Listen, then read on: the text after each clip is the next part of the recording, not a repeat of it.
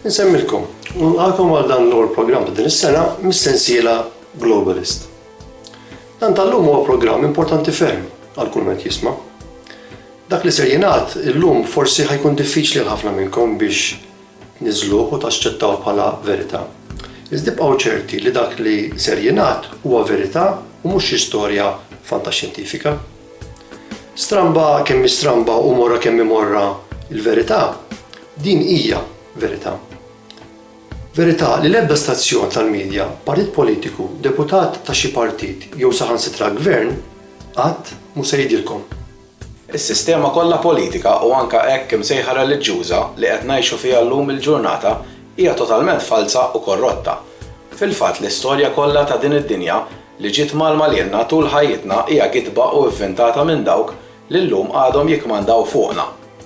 Dan ġara għaliex is-sistema politika globali, id-dogma reliġjuża u anke s-sistema edukattiva holistika ġew immanipulati u mmexxija minn organizzazzjoni antika u segreta, bis-saħħa u l-kollaborazzjoni tal-Knisja Kattolika u l-klassi politika matul iż-żminijiet.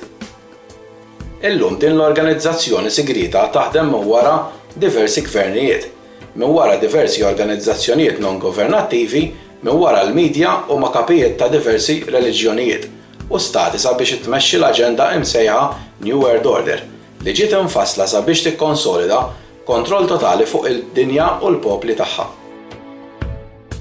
L-idea New World Order u s-setta Illuminati mhumiex xi fantażija kif ħafna nies misinformati jaħsbu, iżda hija setta reali ħafna. Allura x'inhu l-iskop ta' din is-setta okkulta? L-Illuminati flimkien ma' organizzazzjonijiet antiki oħra bħal Knights of Malta, Opus Dei u Skull and Bones huma gwidati minn numru ta' familji elitisti u mażuni li huma mdaħla sew fid-dinja finanzjarja permezz ta' mijiet ta' banek ċentrali u kumpaniji multinazzjonali li huma jipposjedu u jmexxu. Fil-lista oskura tas-setta Illuminati nsibu lid-dinastiji tal-familji Rockefeller, dik ta' Rothschild u anke l-familja Morgan. Dawn it-tliet familji kbar nistgħu ngħidu li huma l-mexxejja prominenti tad-dinja finanzjarja kif nafu llum permezz tal-Federal Reserve, Wall Street u l-Banek Ċentrali Globali. Familji oħra magħrufa li huma mdaħla sew f'din is-setta nsibu lill-familja Bush u l-familja Clinton li kif tafu huma żewġ familji mdaħla sew fil-politika Amerikana. Familji oħra prominenti fl-għaqda Illuminati huma l-familja DuPont, il-familja Walton u anke mill-familji rjali tal-Ingilterra, dawk tal-Olanda u anke tad-Danimarka. Flimkien dawn il-familji u l-mexxejja rjali huma l-mexxejja u d-difensuri ta' din l-idea psikopatika u perikoluża immens New World Order. Però xi jfissru eżatt il-kliem New World Order? Jew kif inhi miktuba oriġinarjament bil-Latin Novus Ordo Seclorum, li b'kombinazzjoni din il-frażi flimkien mal-emblea tal-Illuminati, dik tal-piramida blajn li tara kollox minn fuq net, insibuha stampata fuq id-dollaru Amerikan. Il-frażi New World Order ma hija ġdida xejn. Dan għaliex din l-idea ilha snin twal infassla u ppjanata mill-klassijiet għolja ta' soċjetà sabiex jiġu użati u oppressati l-klassijiet baxxi ta' din id-dinja għal gwadan tal-klassi elitista. Għalhekk il-pjan New World Order huwa mezz ta' kif jakkwistaw kontroll assolut fuq il-popli ta' din id-dinja. Biex jagħmlu dan l-Illuminati jikkontrollaw kemm diversi organizzazzjonijiet pubbliċi u privati, però anki gvernijiet ta' pajjiżi sħaħ.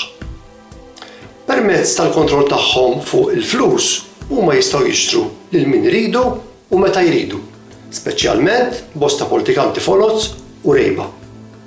Dan kollu tant isir b'segretezza li l-popli qatt ma jisimgħu xejn iżda jisma' biss bl-iskandli tal-politikanti li proprju jkunu mdefsa minn taħt ma' dawk l-individwi oskuri li huma għaddejja ta' din l-organizzazzjoni. Fost l-organizzazzjonijiet kbar magħrufa li qed imexxu b'saħħa l-aġenda New World Order insibu l-CIA, Central Intelligence Agency, il-United Nations, il-NATO, il-World Health Organization, World Trade Organization, il-World Bank, l-International Monetary Fund jew l-IMF, il-European Central Bank, il-Council for Foreign Relations, il-Royal Institute for International Affairs, il-Bilderberg Group, il-Trilateral Commission, Club of Rome, Bohemian Club, l-Aqda Zjonista, Hollywood u l-Aġenziji tal-Mużika Amerikani, l-Opus Dei u anke l-Unjoni Ewropea. Dawn l-organizzazzjonijiet kollha jaħdmu taħt kmand wieħed u direttivi koordinati, pjanati b'astuzzja kbira sabiex in-nies komuni jibqgħu jaħsbu li huma protetti u dak li qed isir u jseħħ huwa għal-ġid tagħhom. Ma kienx kombinazzjoni li l-aħħar tkabbir tal-Unjoni Ewropea li sar fl-2004 kellu d-data tal-ewwel ta' Mejju. Fil-fatt is-sinifikat vera tal-ewwel ta' Mejju ma hix vera l-festa tal-ħaddiem, iżda hija festa b'sinifikat ta' natura okkulta u s-setta Illuminati ilha tiċċelebra minn żmien il-fondazzjoni tagħha fl-1776. Il-verità morra hija li dawn l-organi kollha nħolqu sabiex jagħmlu l-kontra ta' dak li int temmen u taħseb li huwa ta' benefiċċju għalik. Fil-fatt il-medja mainstream hija kontrollata b'tali mod sabiex lilek twassallek stampa storta tal-verità u jġeluk temmen dak li ma jkunx minnu. Għalhekk hemm il-darba jiġu fabbrikati aħbarijiet folots fuq avvenimenti kreati msejħa false flags sabiex in-nies jaljaraw ruħhom mill-verità u jemmnu l-gideb li qed jiġu mibjuħ lilhom mill-mezz tal-midja. Dawn huma eżerċizzji quotidiani ta' ħasil il-moħħ li jseħħu mingħajr wafqien sabiex il-poplu jibqa' flama u jemmen il-kontra ta' dak li fil-fatt ikun qed iseħħ. Pereżempju, il-World Economic Forum li laqqamijiet ta' politikanti flimkien ma' aġenziji tal-aħbarijiet, ekonomisti u bosta rjuż kbar mid-dinja finanzjarja tan-negozju huwa wieħed mill-avvenimenti annwali li jmexxu l-aġenda New World Order. Bosta nies jaħsbu li dan huwa biss xi meeting tal-politikanti flimkien man negozjanti kbar sabiex jintaqgħu u jsolvu l-problemi tad-dinja. Iżda l-verità hija totalment differenti. Biex nagħtu eżempju żgħir tal-falsità li qed ngħixu fiha, nistgħu ngħidu li l-grupp terroristiku ISIS huwa biss kreazzjoni tas-CIA li flimkien mal-militar Amerikan ħolqu dan il-mostru sabiex propju titmexxa din l-aġenda ta' terrur globali. Dan kollu jiġi kreat għaliex l-aġenda New World Order titlob li jinħoloq kaos u biża' li mbagħad jkunu jistgħu jisforzaw liġijiet u direttivi fuq gvernijiet madwar id-dinja li jispiċċaw jisirqu drittijiet tal-popli, tkompli tkabbar il-profitti fuq il-bejħ ta' armi u jiżdied il-budget pubbliku għal gwerer fabbrikati li toħloq l-Amerika. Dan kollu jwassal sabiex jinbjaw aktar prodotti tas-sigurtà u sorveljanza, armi domestiċi u anke miljuni ta' prodotti farmaceutiċi u saħansitra sptarijiet. Dan ovvjament jigwadanjaw minnu biss il-korporazzjonijiet il-kbar, immexxija minn esponenti tas-setta Illuminati li jieħdu tenders multimiljardarji tal-produzzjoni ta' dawn il-prodotti minn fuq il-gvernijiet stess li huma jixtru u jikkontrollaw. Hemm lista twila ta' avvenimenti li ġraw u qegħdin jiġru apposta sabiex ibeżżu jew iġiegħlu l-gvernijiet jimplementaw dak li titlob din l-aġenda psikopatika ta' globalizzazzjoni. Fosthom insibu l-gwerer li seħħew u għadhom qed iseħħu fil-Lvant Nofsani, bħal dawn ġewwa l-Iraq, l-Afganistan u s-Sirja. Però anki dawk li għadhom għaddejjin fil-Ukrajina, fil-Libja u anke bosta pajjiżi fl-Afrika. Dawn il-pajjiżi ġew attakkati u mfarka misruqa għall-ebda raġuni valida, iżda fuq akkużi li ħolqot propju l-intelligenza Amerikana. L-istess intelligenza Amerikana li tuża l-forza militari tal-Amerika sabiex tidħol tattakka pajjiżi sħaħ sabiex ta' parsi tiġġieled għad-demokrazija. Tiftakruha il-waqgħa tal-Unjoni Sovjetika u dik tal-Jugoslavja. Il-pjan New World Order kif nafuh illum minn hemm beda. L-aħħar ta' dawn il-gwerer ser ikun gwerra finari u nukleari kontra ir-Russja. Ġo din l-aġenda ta' natura okkulta insibu wkoll il-pjan preżenti tal-mewġa tal-immigrazzjoni illegali u ċaqliq kbir ta' nies li għodda faqet pajjiżi li huma membri fl-Unjoni Ewropea. Ma jidrilkomx li hija stramba din il-ħaġa li l-immigrazzjoni tal-massa qed tiġi mbuttata biss fil-pajjiżi membri u mhux f'dawk li jinsabu barra mill-Unjoni Ewropea. U x'ingħidu għal bosta attakki terroristiċi, protesti kbar u diżubbizzjanza pubblika, u anke tkissir ta' proprjetà minn ċelluli ta' gruppi fanatiċi li qed iseħħu madwarna u li qed jattakkaw biss lil dawk il-gvernijiet li ma jridux jaċċettaw din l-aġenda. Wara dan kollu insibu lit moħbija tal-biljunarju George Soros li permezz ta' bosta NGOs folots li jeħbew wara l-mantell ta' ġustizzja soċjali sabiex jieħdu miljuni ta' fondi mill-liju u fl-istess ħin joħolqu kaos, jimlew il-pajjiżi bid-dejn u bl-immigranti fil-waqt li jmexxu l-aġenda New World Order. Le, mu vera xejn li hemm teddida mir-Russja fuq id-dinja. Mhux vera li l-grupp terroristiku ISIS oriġinu minn xi terrorizmu reliġjuż. Mhux vera li kien hemm teddida minn Gaddafi, Saddam Hussein u Osama bin Laden fuq id-dinja. Kollox kien kreat apposta.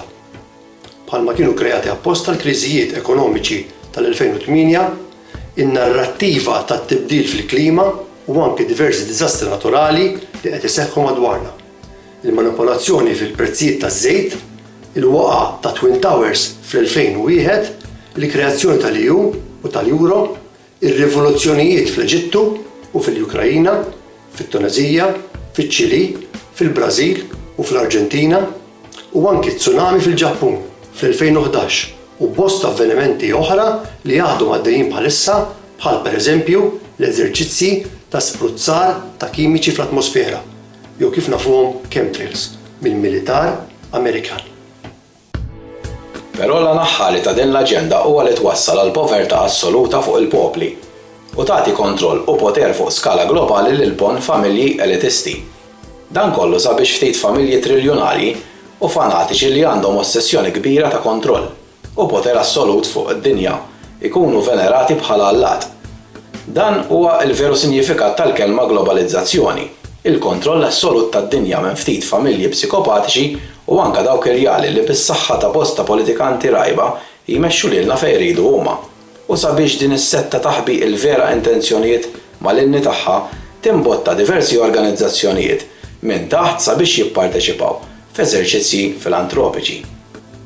Bħal għotjiet ta' karità u anke ta' benefiċenza fi proġetti soċjali fl-Afrika u fl-Asja u fl-Amerika Latina.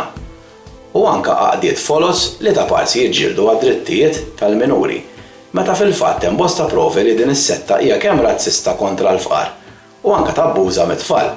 Dan kollu huwa biss paraventu sabiex ma jinkixifx il-vera skop tal-aġenda. Bekk il-popli jibqgħu jammirawhom u ma jissuspettawx fil-vera għanijiet tagħhom. Il-medja internazzjonali u anki politikanti li huma għas-servizz din l-aġenda għandhom ħabta wkoll li joħorqu kliem li sejħulu buzzwords.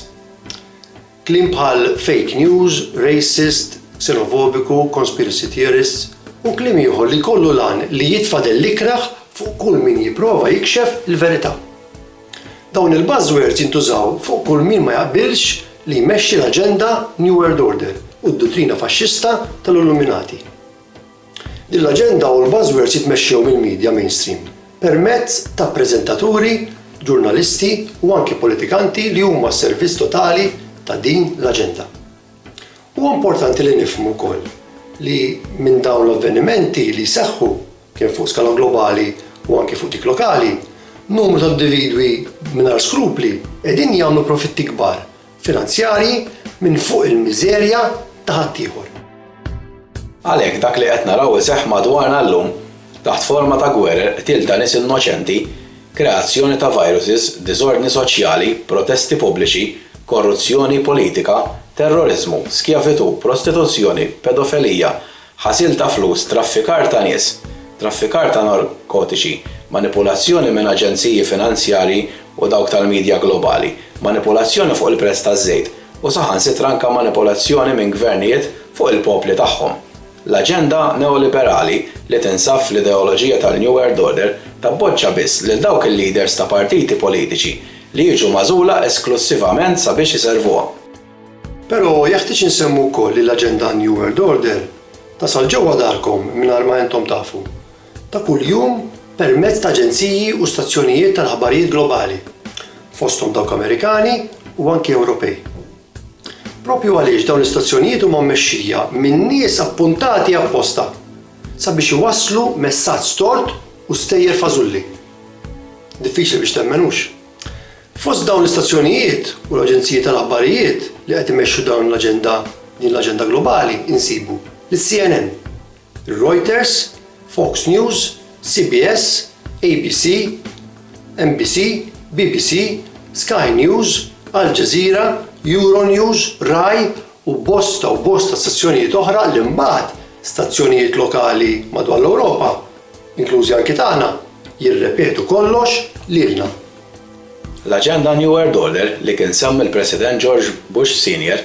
lura fil-bidu tad-disajnijiet għandha it-tentakoli twal tagħha mhux biss madwar is-settur finanzjarju, iżda anke madwar is-settur tal-mediċina u dawk tal-farmaceutika, madwar l-universitajiet u s-sistemi edukattivi u anke madwar is-settur tal-enerġija globali.